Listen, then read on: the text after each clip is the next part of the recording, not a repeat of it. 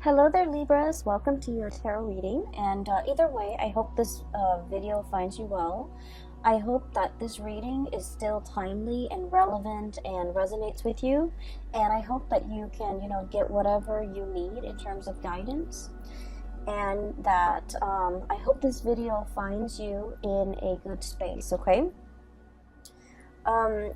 I feel like everything that is pulled, all the cards that are shown up here in the spread, really denotes to me a relationship reading, okay? And for those of you who have been watching me for the past, couple of years, I don't do exclusive love relationship readings, but I do feel that this is coming out as such, okay? And I also feel like there might be a lot of different people that you're dealing with as well, like either a lot of options, or some of you are dealing with this person, others are dealing with this person, others this person, and so on and so forth. So the reading seems to be like this, okay? The center is you, and then you have like these 4 other people that you're dealing with. That's what it feels like to me. So I'm going to relay some messages or images that came through when I was shuffling, and then we'll unpack these messages and see how it plays out in the cards, okay? So you've got some, I want to say vivid, very vivid images that came through. First of all, the first image that I saw is, I see this man. He's probably like around 45 to 50 years old. He's wearing like a flannel shirt, okay? And he's wearing a coat, a very practical earth tone coat, and denim jeans and a pair of work boots. He's in his driveway, and he's shoveling snow.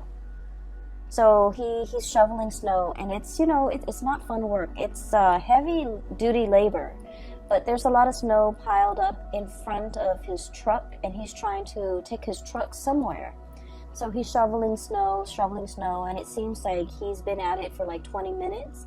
His face is a little bit red from the cold. His nose is like, starting to run, and it's also like turning red from breathing in the cold air. He finally succeeds, and then he stands up and he kind of leans his weight on his shovel, and he's feeling a little bit of pain shooting down his legs, okay? And I feel like this might be the right side, like the right leg, around the hip area. So I'm thinking something similar to like sciatica, or just something like I don't feel like it's a pulled muscle. I feel like it's a pre-existing spot, okay? So then he puts away the shovel. He's finally able to clear the driveway so that he can move his truck. He gets into his truck, and then he drives to this little diner. So through this, I guess, like moving picture, I feel like he's just going through the motions, okay? Going through the motions. It's cold, it's snowing, and he's just, trying to get someplace warm. He goes to this diner where he goes every day to have his breakfast. And so he sits down at I guess it's kind of like the counter. This is not a bar, so it's kind of like the counter. And he gets his coffee, he gets his, eggs and whatever. Eggs and bacon and whatever, like a hard, sturdy man like him would get for breakfast, and straight black coffee. And there's a woman behind the counter. So it seems as if he goes to this diner a lot because the woman's there, inadvertently, because she makes good coffee, because she's also quite attractive. And I also feel like she's significantly younger than him, okay? By significantly younger, I would say 10 years or more younger than this man, okay? She's pretty, and she's young, and she's really just bubbly, and she's like everything that you could hope for, when you have a gray day and she's serving you food, okay? So she's behind the counter, and she's just like, I saw you kind of limping when you walked up in here. What's going on? And then he touches the side of his hips, like on the right side. He's all like, oh, it's a pre-existing condition. Okay, so that's what he says. And then I kind of hear his thoughts where he's thinking like the cold triggers it, or it's every time around this, every year around this time, it bothers me. So he's thinking that. He doesn't tell her, but he's thinking that. She serves him his food, and he's looking at her, kind of like doing her thing behind the counter.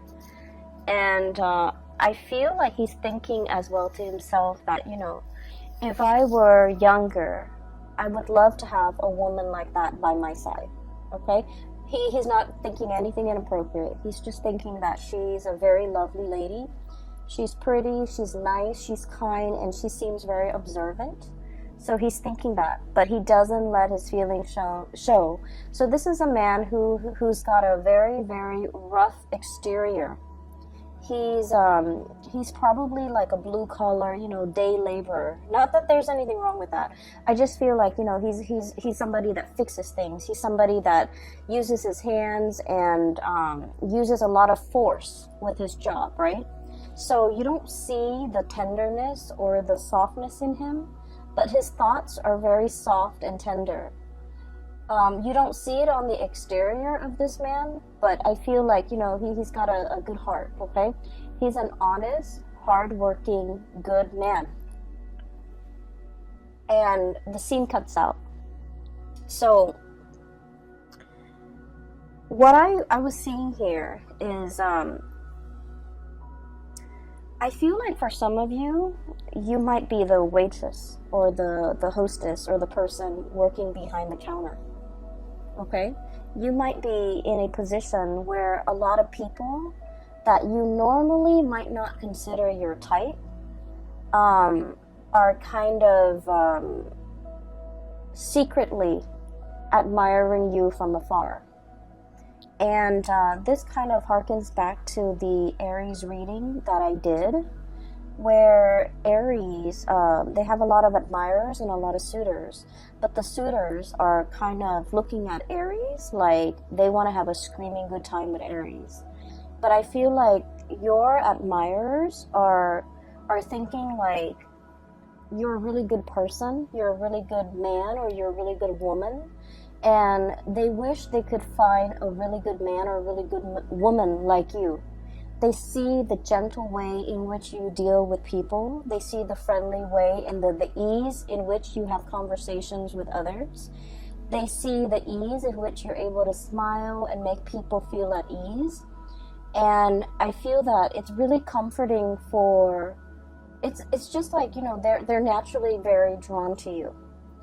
And what's really interesting is with Aries, and the reason I mention Aries, excuse me for those who are not familiar, Aries is your opposite sign, it's your shadow sign, okay? So the energy playing out for Aries in their love sector is also very similar to you. But with Aries, because they're a fire sign, they attract very fiery types of personality as well, where their admirers declare, you know, verbally declare their love to them. And I feel like whereas for you guys as an air sign, all of these thoughts and feelings are felt by your admirers, but it's kept in the mind, it's kept in the mental space.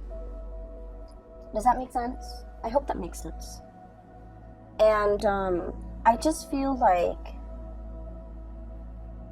if you find yourself in a situation where somebody keeps crossing paths with you, I don't think it's an accident. I think that they're purposely, either purposely or subconsciously, very drawn to you, and they want to be in your presence and they want to be around you. So it's not just, you know, serendipity or like, oh, coincidence. You're here. You know, I saw you the other day over there and now you're here. What are the odds? They're not stalking you or creepily invading your space. I don't feel that.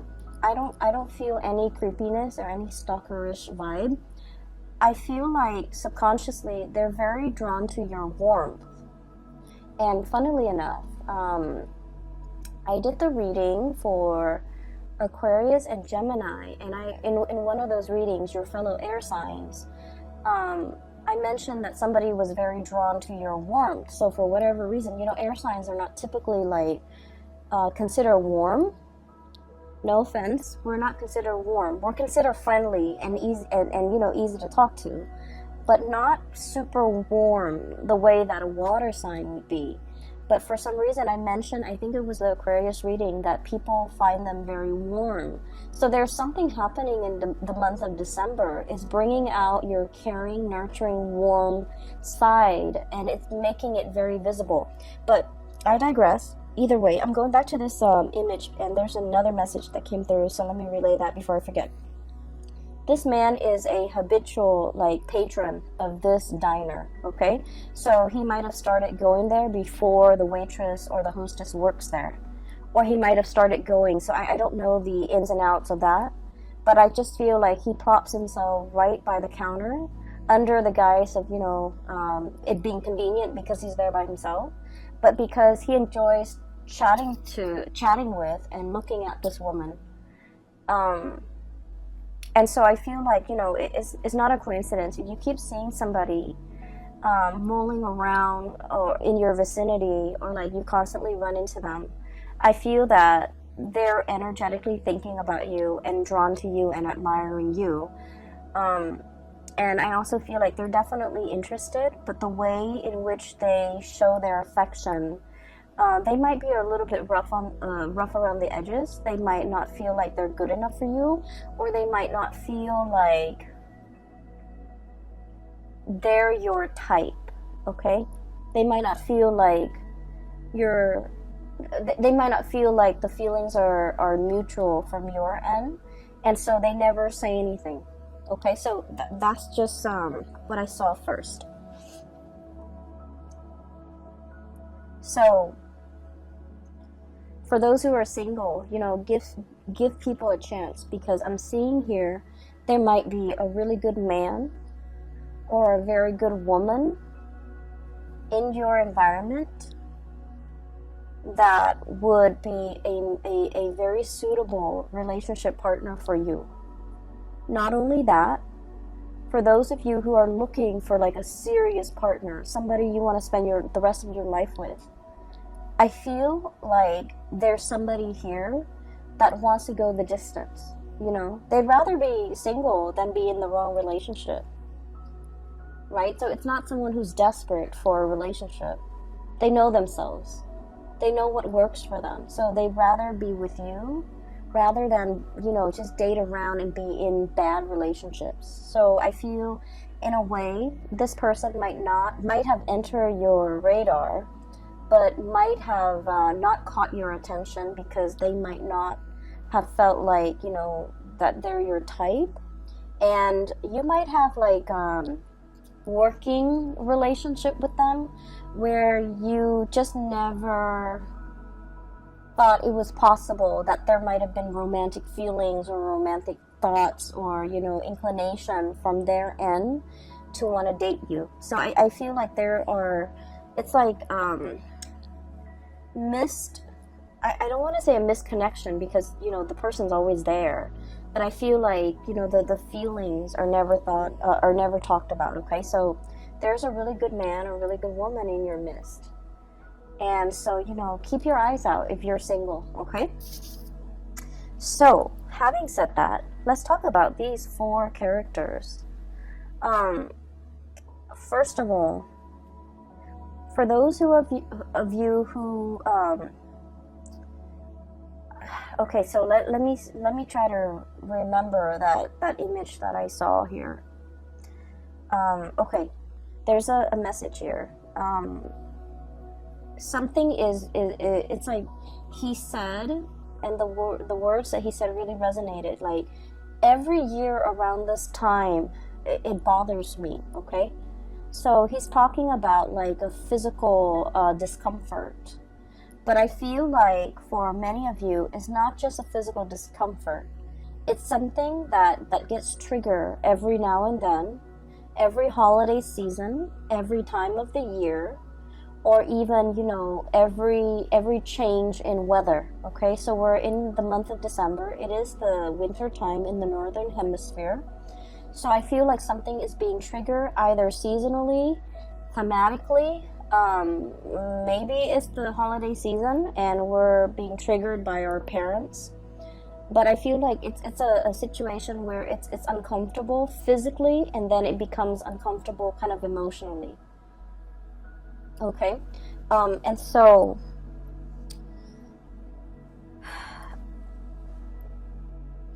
I do feel like there might be a lot of squabbling between you and a significant other over something that gets triggered every year around this time. For some of you, this could have to do with, the blending of the family, co-parenting. Do we send the kids to this place or do we send the kids to the other place? If you're in like blended family, that also becomes a source of contention. Do I take my kids or do my ex get to keep the kids for these major holidays? Do I spend, time with my new wife, my new husband and their kids? Or do I spend my holidays with my ex and my child with the ex? So it's like complicated, okay? Things are complicated. And so I feel like something is recurring. And then I also feel for many of you, the message that I'm getting here is just because there is conflict amongst people, it doesn't mean that the love is not there. Does that make sense? I hope that makes sense to you, because that's what chose to come out. So that's what like just kind of oozed out. So I feel like it's kind of telling you, if you're dealing with somebody and every single time you talk about this one topic, it triggers conflict, it triggers like disagreement, it triggers lack of consensus, it just triggers like really raw emotions within you and then within that other person. And just because it does that, it doesn't mean that there is zero compatibility. It's just you feel really strongly about this topic, they feel really strongly about this topic. This might just be a hot trigger topic for you and this person. It doesn't mean that it's the end of the world, and it doesn't mean that, you guys are doomed. Okay? It doesn't indicate to me that this is a sign, this is not the person for you to be with. That's not what it's saying. It's saying that even the best relationships, go through periods of abundance and drought. Even the best, healthiest relationship involves quarrels, involves disagreement. And actually, a dose of disagreement strengthens a relationship, okay? So once again, I'm going to give that analogy with the tree. I don't describe it very well, but I'm just going to try. So when you have a tree, okay, the tree has to deal with inclement weather. It has to grow in a place where there's a lot of wind, where there's a lot of rain, where there's a lot of just, it has to be exposed to the elements for the trunks to become stronger, for the tree to learn to grow straight. And so adversity is the stuff of life, okay? It fortifies us, it makes us stronger. So arguments within the relationship serve the same purpose in that it strengthens the relationship. It allows you to stand your ground, and it allows the other person to stand theirs. It allows the two of you to learn to compromise, to learn to work around each other. It strengthens the relationship. So every relationship requires a healthy dose of arguments, disagreements. Okay? And the reason why I say this is we have the Five of Swords, which is bickering. So you see this card, there are 3 chickens, and it's clucking. You know how when the chickens just cluck? It's very irritating, it's very annoying. And at the end of the day, it's just clucks, just noise. No one is really hearing one another. But it's joined up here with the Two of Cups. And this is a reminder for us this holiday season when we're dealing with like a lot of people, when we're dealing with coworkers, office parties, family gatherings, meeting everybody from, you know, friends and relatives and who they're dating, keeping everybody's uncles' names and aunts' names straight. We're in this environment where we're not gonna get along. And I keep hearing this as well. The topics of politics and religion will come up. And, you know, it's such a hot trigger topic nowadays. So we're not always gonna get along. But we don't have to get along. With this Two of Cups here, it's a gentle reminder for us that, you know, we're not human unless we have strong opinions about things, right? Unless we can think for ourselves, and unless we know what we believe in and what we don't believe in, what is total rubbish. And so it's really telling you to pick your battles, because the Five of Swords is mindless bickering. Whereas the Two of Cups is about camaraderie. It's about calmness and tranquility and compatibility. So pick your battles, but at the same time, a healthy dose of conflict, if we don't take it personally, is very good for fostering solid, strong relationships. And, you know, Libras, you guys are the gentlest signs of the zodiac. I feel like you guys and Cancers are very gentle, are very like kind, loving people. You're also very conflict avoidant. You will stand up for the things that you believe in, but you don't want to argue with somebody, especially if they're not very knowledgeable. You don't want to waste your time. And then you also don't like it when other people argue, okay? It ruins your vibe. It ruins the ambiance, and it makes you uncomfortable. And so I would say, you know, being around this environment might not be all that bad, because I feel that some things need to be addressed. Some things need to be kind of brought to the surface and talked about, so that we can fortify our relationships, okay? It's sort of like with family members. It's a love-hate relationship, right? We get, like, you can't live with them, can't live without them. There's a lot of conflict, there's a lot of bickering. They know how to push your buttons, but at the same time, there's, you know, unconditionally, like, there's a lot of love. So it's one of those situations where take the good with the bad. You know, that's life, pretty much, okay? So there's this person here where, you know, you can't get along, but it doesn't diminish the love, okay? And then I have another person here that is very loving, very attractive, very beautiful. And it's showing up here as the Empress. This is somebody with children. This is somebody you might have children with. And we have the Ace of Pentacles. And the Ace of Pentacles is possibly like the beginning of something. So for some of you, you might be contemplating, you know, going after somebody that you're really interested in. You might not have children, they might have children, and so you're kind of like, you know, slowing buying your time, or pondering, and, you know, like, if this is a good thing to get involved in. Give me just 1 second. Sorry about that. So I was talking about this person right here, and I feel like, you know, they have a really good heart. So it's showing up as the Empress. This is the caretaker, the nurturer, the giver. This is someone who's also very attractive. They're beautiful or handsome. They take good care of themselves, not in a vain, you know, way, but they're very presentable, okay? And I also feel like they're very good with animals. They're very good with children. When people are good to animals and are good to children, they're just a good person, okay? So I feel like you and this person might be on the verge of either tying the knot, taking a relationship, like, you know, somebody asking somebody, approaching someone to ask.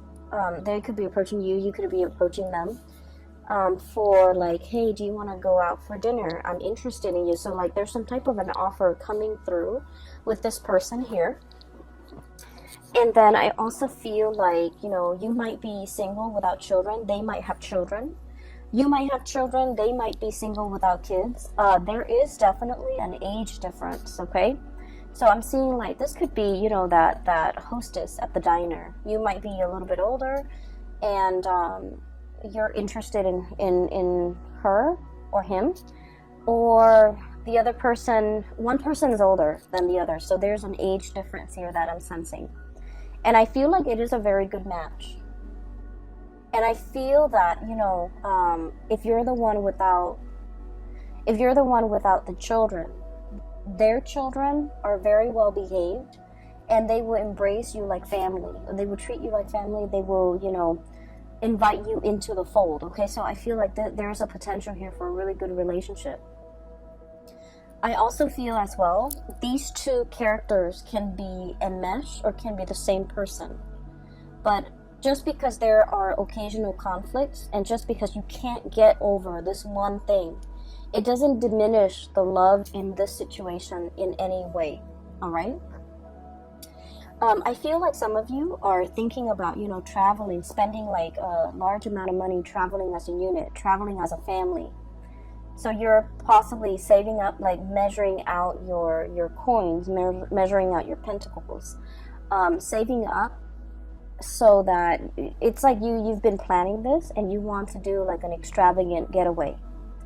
And I also feel like you might be doing this with your whole family, with siblings, brothers, sisters, mom, dad, grandparents even. Like it's an extravagant type of a trip, a get-together, a getaway. And I feel that it's going to be picture perfect, okay? I have here the Ten of Pentacles, generational wealth. It's resting on top of the Justice card. So I feel like, you know, generosity, everything will be balanced out if there has been squabbling. And, you know, at the end of the night, when everyone's a little bit tipsy from the food and the wine and the drinks, and everyone takes that family photo, it's going to come out great. So I see a lot of togetherness, a lot of, you know, camaraderie, and just a tremendous amount of love here coming through from this spread. That indicates to me, you know, no matter what, it's going to be fine. And so, what I also feel as well, when I saw that man kind of talking about, you know, every time around every year around this time, it bothers me. I'm getting an image of snow, okay, like the cold, the snow. It could even be the month of December. Something happened last year around the month of December where somebody exited the picture. I feel like somebody exited the picture. And then this month in December, I feel like they might have also exited the picture, and you're missing this person. For some of you, this could be a fire sign, a Sagittarius, an Aries, or a Leo. We have the King of Pentacles. I'm sorry, the King of Wands. So this is the fire sign. Sagittarius, Aries, or Leo, and the Five of Pentacles. Leaving the picture, left out in the cold, there might not have been a lot of communication between you and this person. You're looking at them, thinking and wondering what they're up to. They're thinking and wondering about you, what you're up to. For many of you, this is like a relationship that never got off the ground. Misconnections. I feel like the other person had to do something to get their career or their work in order.